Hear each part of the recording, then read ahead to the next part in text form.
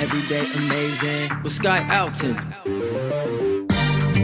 Everyday amazing. Everyday amazing with Sky Alton. Everyday amazing. Everyday amazing with Sky Alton.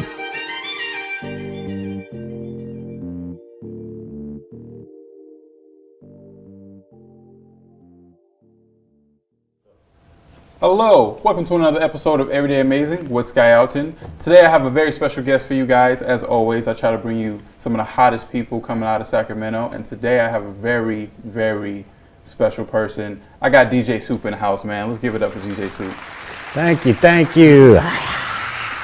What's going on? Right? How you doing, man? I'm doing good, man. Thank you for coming on the show and Absolutely giving me your time. But first off, man, I want to talk about how did you get into DJing?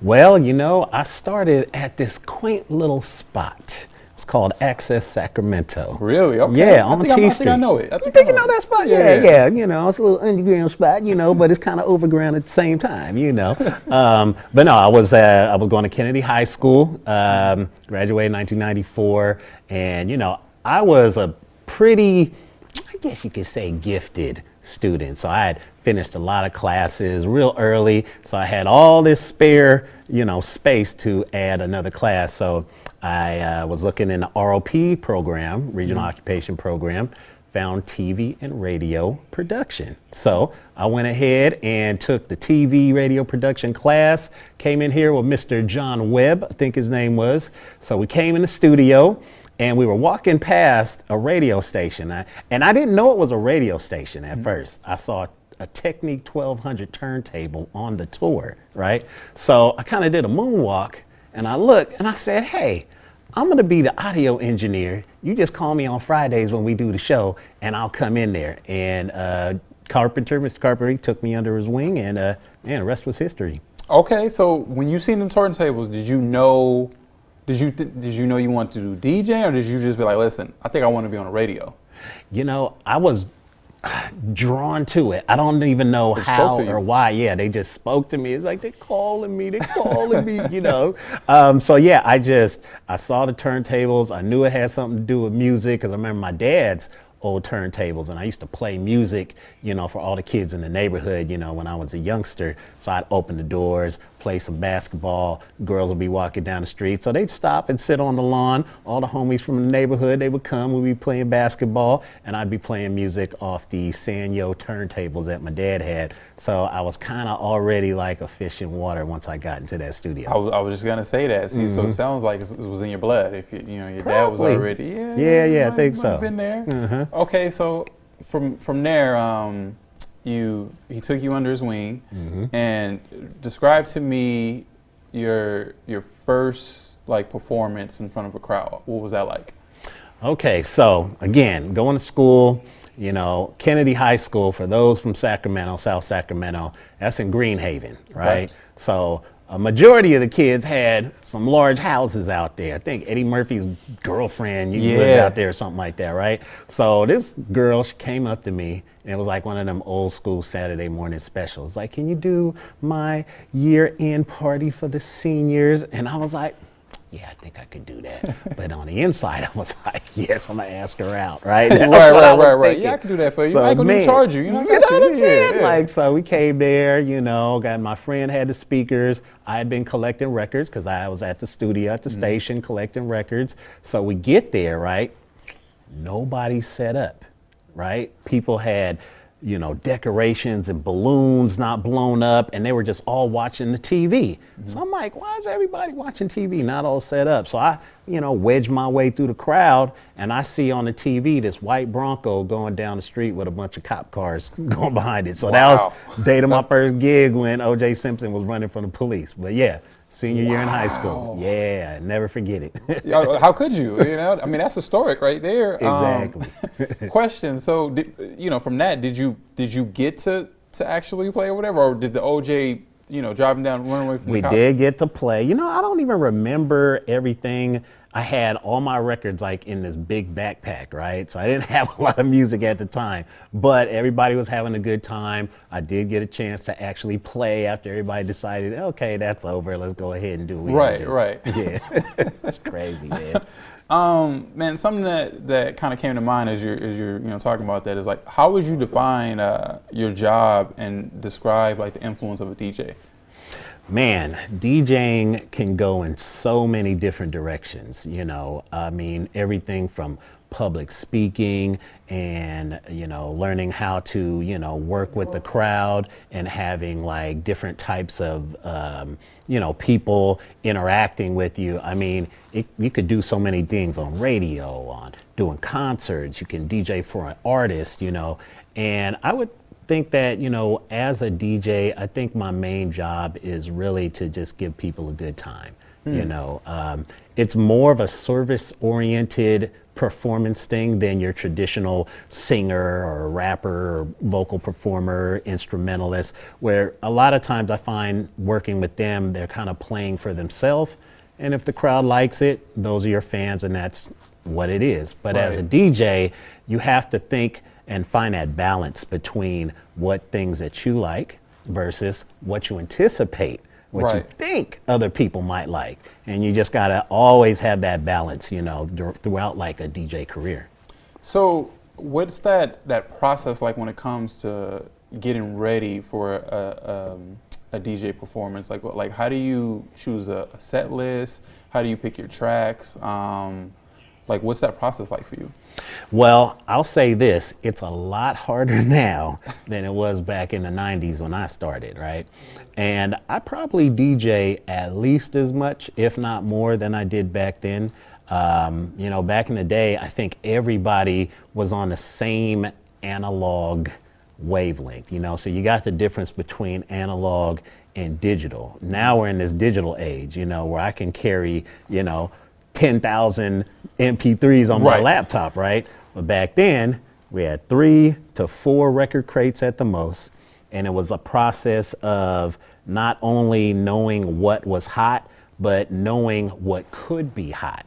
And so that's a combination of, paying attention to, the artists that are out at the time, whoever's current, and being able to have that sauce to be able to bring something back that people kind of forgot about and didn't realize that they still love, But now it's a very tedious process. As a matter of fact, I got an SD card that is dumping about 30,000 files as we speak at the house. Wow. And it's just crazy because I'm deleting stuff or I'm backing up stuff to Dropbox because just in case this laptop doesn't work, I can go pop in another one or DJ from my phone now, But it's a long process because you have to think about genres. So you got your 7 or 8 basic club genres, from hip hop, R&B, Afro beats, you've got Latin, country, and then you have to do, subdivisions of those genres,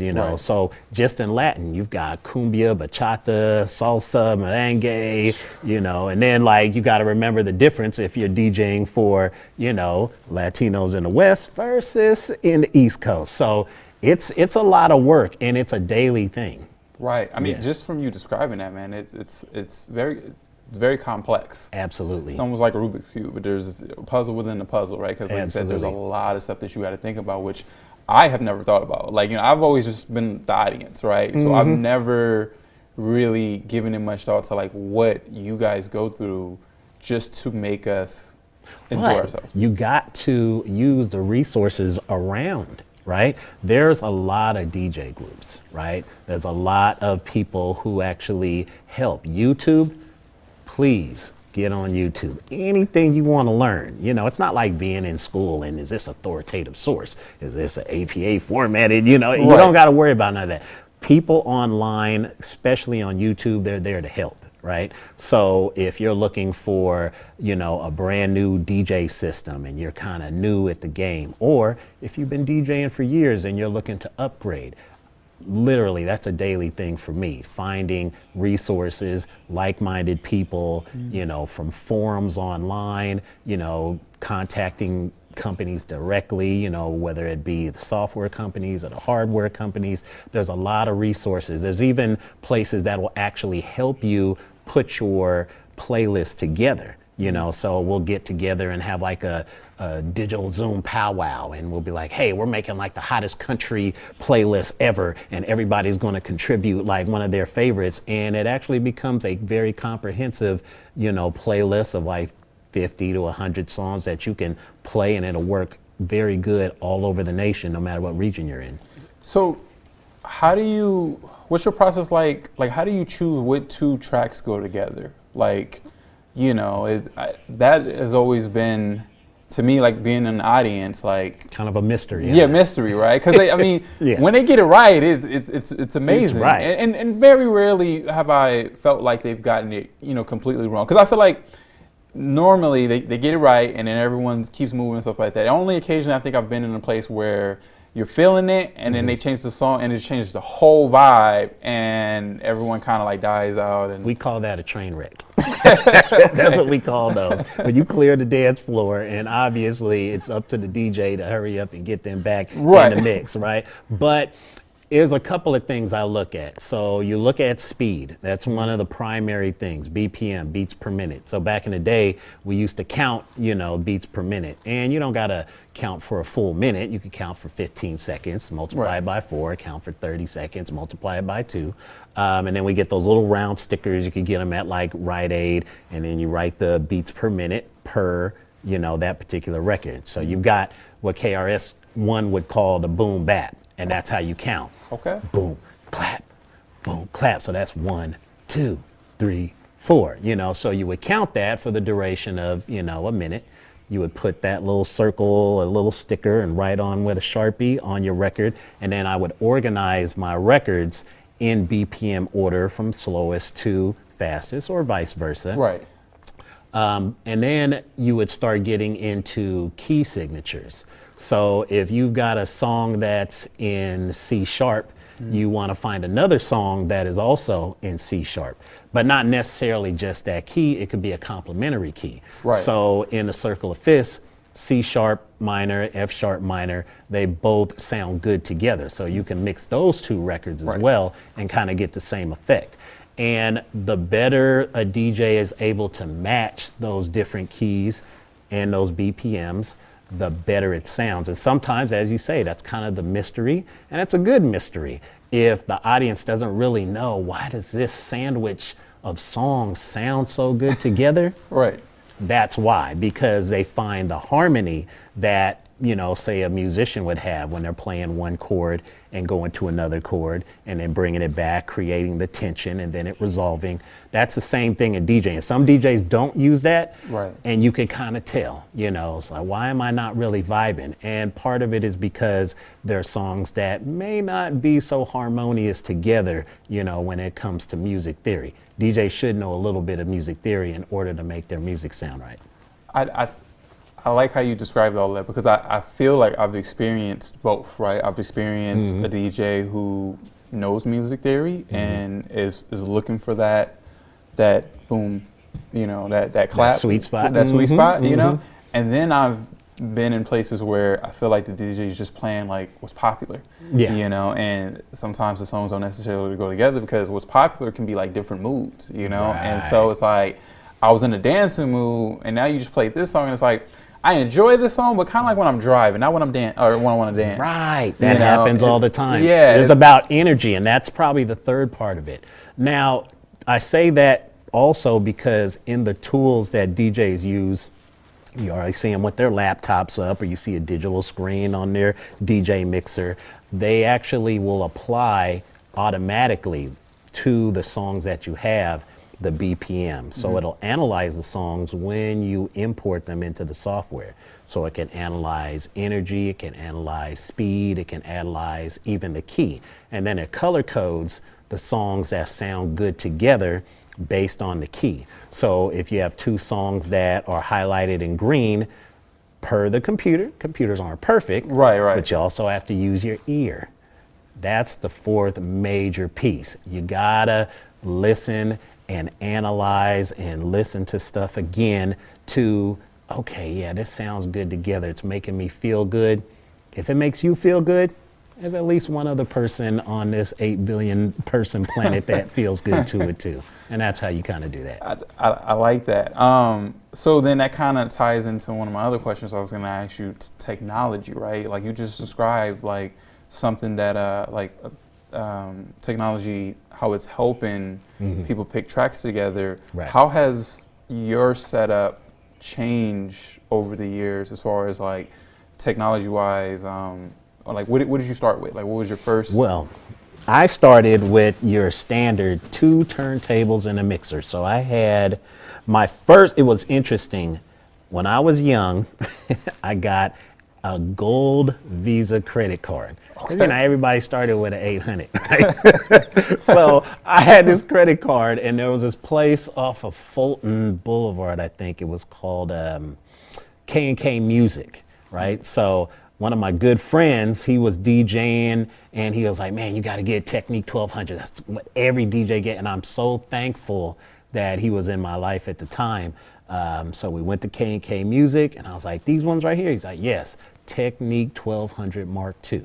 So I bought 2 of those, and I bought a mixer. It was a Stanton Vestax mixer. Vestax became a pretty big DJ mixer in the DJ community because it was focused on DJs that like to cut and scratch. So at the time, Stanton, I believe, was an older company, so they were sponsoring Vestax. So I saw that on the shelf. It was gold, and I went ahead and grabbed that, and that's kind of how I started. And then I had a bunch of records. Now, you know, records, 12 by 12, right?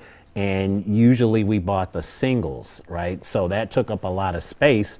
If your average event, you know, you got like 80, you know, 60 to 80 songs per event. So what ends up happening is that's going to take up a lot of room in your crates. And then you want to have those maybe songs. So again, I had 3 crates of records. So as time went on, I'd say around the 2000s, there were DJs that were using software, you know, from CDs to computers. Right. I was even DJing with music videos for a period of time, you know. Really? Yeah, you can actually plug right into a flat screen, run a HDMI cable, and you can spin the music videos to the popular songs. So it got to the point where things started to shrink down as far as the hardware. But now, again, because people have this expectation, oh man, play this song, it's on YouTube, look at my phone, just plug my aux in. Right. That becomes a bit of a problem, you know, because now people expect you to be tied into the matrix and be able to access every song ever known to man. And my cousin's version. Right. You know? I can imagine. I'm not gonna lie, I've been that guy. I went up to the DJ like, hey man, like, can I get you to play this song? You know, Here. You know, and so I can see how, you know, yeah, that can be a lot. That can be a lot. But it's all fun. It's about trying to stump the DJ. So I look at it as a challenge, a welcome challenge. Okay.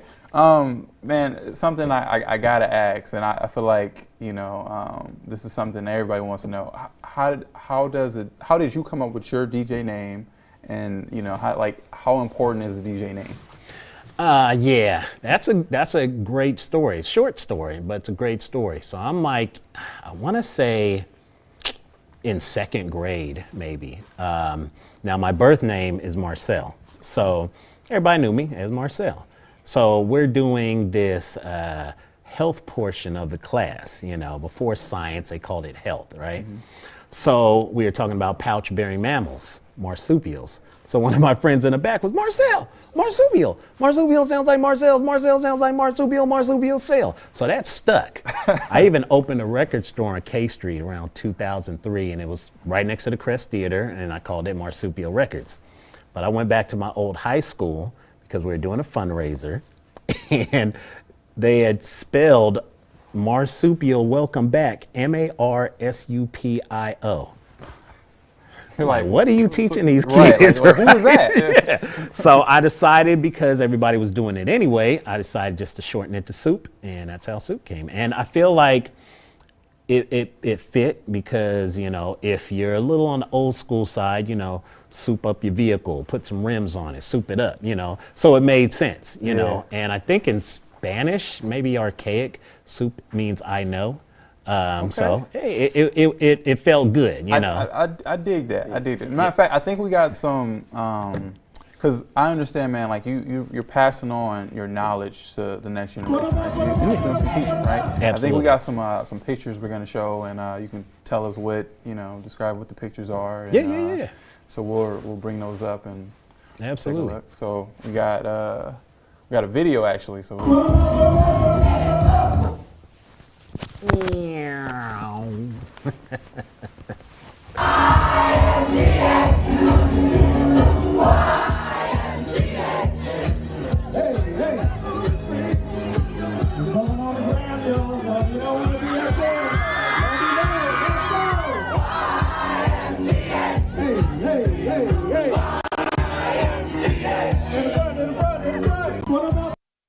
I like that. I especially like the one black dude with the cowboy hat in there, mixed in there, you know, like.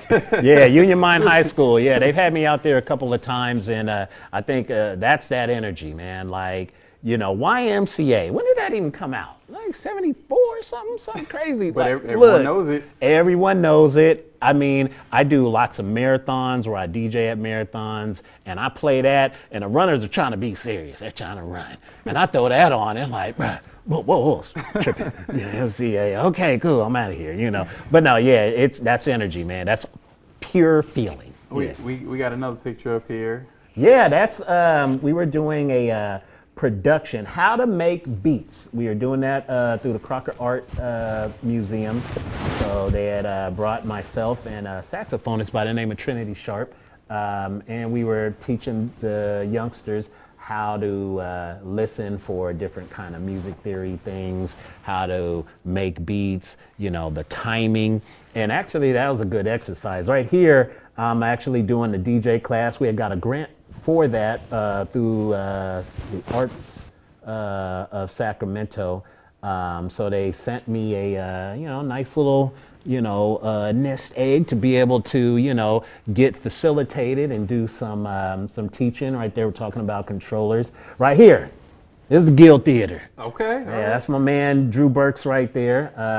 So a lot of times I'll bring the students out to different events. One of my students actually attended the last one that we did last week, and so this is cool because kind of shows how we, get the energy of a crowd. And, that's just me doing the radio thing. I got the Rode Pod mic right there. And, so that's another thing that we like to teach the kids, the different aspects of DJing. So you see doing a high school, doing like a theater comedy show, how to work with the crowd, talk to the crowd, radio. And that's another thing, working on radio, that's another aspect of DJing, Right. So that's what we were talking about earlier. There's so many different avenues. It's not just, it's a lot more than that. And I think originally, like before actually talking to you, I never thought about it that way. Usually I think of DJ, I'm always thinking of club. Right. And so, hearing you talk about, listen, you don't have to just be a club DJ. You can be radio DJ. They need DJs in all different fields. Absolutely. And so, man, I just having you bring that up just really, makes me think about it a lot more. Yeah, absolutely. We're going to take a quick PSA break, and we'll be right back after these messages. Everyday amazing with Sky Alton. Hello, my name is Sky Alton, host of Everyday Amazing with Sky Alton. Be sure to check it out on X Sacramento, and you can also follow me on Instagram at Sky_Alton. And check out past episodes of the show on YouTube at Everyday Amazing with Sky Alton. See you then. Welcome back to Everyday Amazing with Sky Alton. I'm still here with DJ Supe. So before we took a PSA break, man, we were talking about you teaching. What made you want to pass on your knowledge as a DJ? Because I think it's very important that someone like yourself who really knows their craft shares it. But like, what made you want to do it for you? Like the motivation behind that. Yeah. One day I was having a moment. I'm not gonna lie. I was literally sitting down at my day job, And I was thinking to myself, I was trying to juggle stuff because there were some clients and I was on my lunch break at the day job and people was asking, oh, can you do this and you do that? And I started thinking to myself, man, I just, booked like 3 gigs on my lunch break and, finished the rest of the day. And I was like, man, somebody needs to learn how to do that, because I patted myself on the back, because it was kind of a high stress situation at day job. And I was thinking to myself, it would be an absolute disservice to our community if I did not tell people how I just fandangoed this whole situation, right? And how I just juggled and sent people to the website and did a proposal here and managed another fire over here. And I just thought to myself, I need to really tell somebody. My best friend, we talk on the phone every day. Shout out to Eric. But I just thought to myself, I just got to teach someone, how all of this kind of goes together. And I've already done a lot of hard work. I've been homeless for this, man. I used to live in my van. I don't have a lose all of my equipment in storage story. I managed to pay my bill, right? But, I was living out of my van. I was renting a room after my gigs, maybe 1 or 2 days a week. And, there was a friend here, let me stay the night, friend there, let me stay the night. And I DJ'd like a couple times a week, and that just kind of covered the rest of my time. And then I went to the gym every day so I could take a shower. Dude, I've had to do that before. Dude, it was rough. But I just thought to myself, like, I've done all of that hard work. I've learned the ins and outs. I've figured out how to balance the months you make $300 and the months you make $3,000. How do you balance all that out? How do you save? How do you, spread your money out throughout the month? How do you reinvest? And not just be, everybody says sustainability. That's great. But growth, that's what you want to do, And so that's kind of what sparked, these classes. And I just really wanted to make sure that people understood, how that worked. Man, I think that's amazing, man. Just, first of all, you have an amazing story, and it's people like you who made me create my show, because I think, for one, like, you're going to inspire a lot of people. I mean, you already are. Like, you're passing on your knowledge and everything like that. Man, I'm trying. And, but you definitely are. And so, like, to have someone like you who has, basically had an idea and followed through with it and created something and really got good at it, right? This is what my show is all about, man, highlighting people like you. So I want to thank you again for coming on my show and really sharing your story. But before we leave, I got this thing that I'm trying out now. It's a new thing. Okay. I want you to pull a card, any card, and I want you to just answer that question briefly. Not super long, but just just Let me answer grab something yeah, out the just middle. answer that question. Okay, let me grab this one right here. Do I got one card? Or I got 3? I got one? Got one. All right. Answer this question. You reading it or I reading it? You read it. All right. Let's make sure my glasses are going right. What's your favorite story about one of your grandparents? Yeah. Okay, so I have some roots. I have some roots out here. So, and I'm going to talk about my great-greats. Okay, my great-great-grandfather was a white French Canadian. My great-great-grandmother was a Black Hawk Indian, right? So they got together and they tried to book passage on the Donner Party. They tried to book passage on the Donner Party to come out here to the West Coast. And they were like, nah, you a mixed heritage, he's white, we don't know what you are. So they followed behind them and they came through the Donner Pass, and everybody knows what happened with the Donner Party, and they started chomping each other up. Right. My great-greats came through and saw the results, and they were like, whoo, dodged the bullet on that one, So they kind of rummaged through stuff, as did other people that were traveling behind. And went to Frisco and Sacramento, man. It went down. Wow. Yeah. That's quite a story. Yeah, I wasn't expecting that, man. Yeah, that's a deep story, and I'm very proud that they made it. All right, man. Well, thank you again for coming on the show. Thank you to my Thank fans and my audience out there. This has been another episode of Everyday Amazing. And once again, you can find the episodes at Everyday Amazing with Sky Alton on YouTube. Go follow me on Instagram at Sky_Alton. And you can check out, of course, the show on Access Sacramento. So until next time, I'll see you then. Everyday amazing. Everyday amazing. Everyday amazing with Sky Alton. Everyday amazing. Everyday amazing with Sky Alton. Everyday amazing.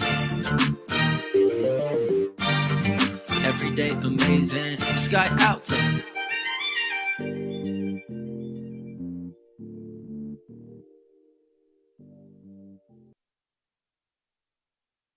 What's going on? This is DJ Supe, and you are watching Everyday Amazing with Sky Alton. You could find me everywhere at DJay Supe. The website, that's the hub of everything, DJaySupe.com. And for the community, don't forget DJs2work.org. If you want to learn how to be a DJ, I'm going to show you how.